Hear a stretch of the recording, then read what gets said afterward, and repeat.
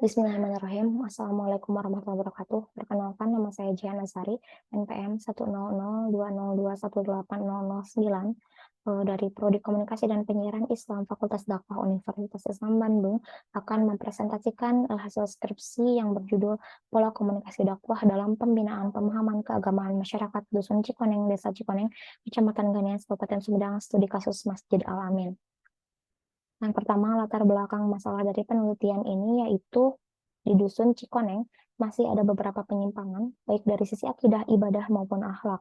Kemudian kegiatan keagamaan di sana berjalan secara rutin, akan tetapi belum secara optimal. Hal ini berdasarkan observasi dan wawancara penulis di lapangan melihat dari partisipasi jamaah yang kehadirannya masih kurang.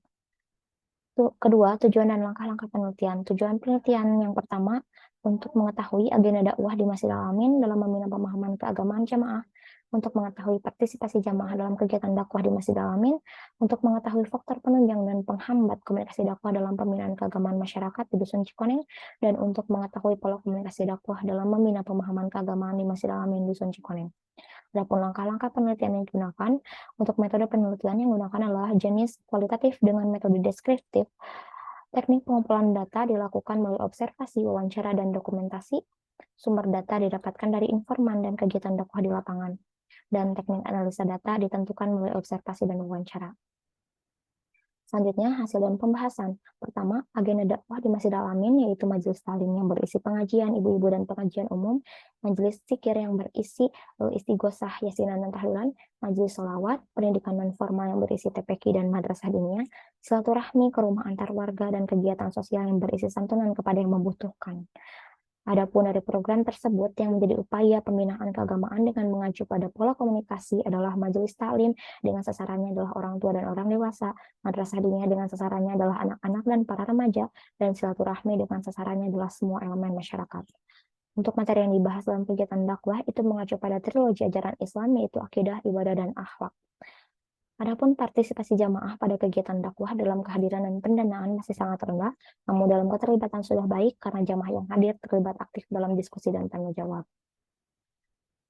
Faktor penunjang komunikasi dakwah dalam membina pemahaman keagamaan dari dai adalah konsisten, yaitu selaras antara ucapan dan perbuatan, memiliki gaya dialog tersendiri, dan pendidikan yang lebih tinggi dari mad'u.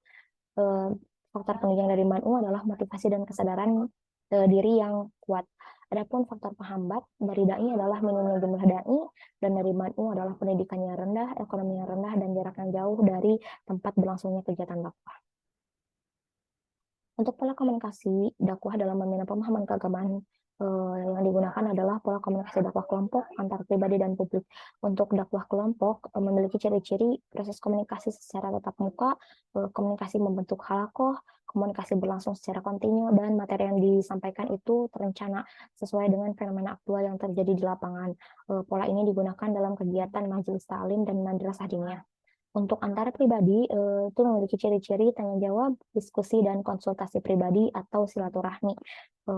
Pola ini cocok untuk membina semua pemahaman keagamaan, yaitu akidah, syariah, dan akhlak. Yang ketiga, dakwah publik itu digunakan pada kegiatan bakti sosial karena berlangsung di ruang publik dan bermuatan materi akhlak kepada sesama manusia.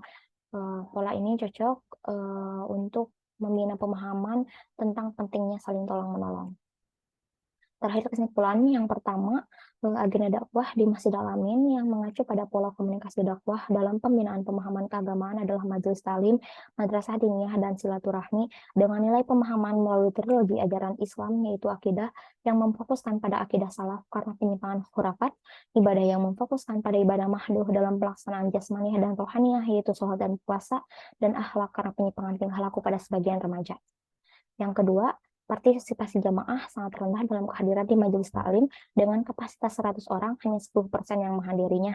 Sedangkan dalam keterlibatan jamaah yang hadir sudah cukup baik karena keaktifan jamaah dalam diskusi dan tanya jawab. Adapun respon beberapa jamaah yang hadir memberikan penilaian yang positif karena merasakan peningkatan dari sebelum dan sesudah disampaikannya materi.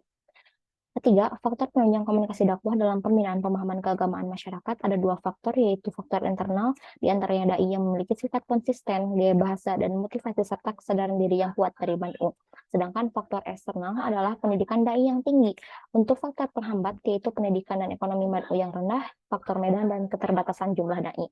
Yang terakhir, pola komunikasi dakwah dalam pembinaan pemahaman keagamaan masyarakat Dusun Cikoneng, Desa Cikoneng, Kecamatan Kandas, Kabupaten Sumedang, yaitu melalui pola komunikasi dakwah kelompok dalam pelaksanaan majelis taklim dan madrasah diniyah, pola komunikasi dakwah antar pribadi triadik dalam pelaksanaan silaturahmi ke rumah antar warga, dan pola komunikasi dakwah publik dalam pelaksanaan santunan kepada yang membutuhkan.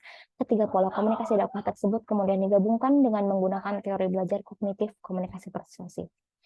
Sekian presentasi dari saya. Terima kasih. Wassalamualaikum warahmatullahi wabarakatuh.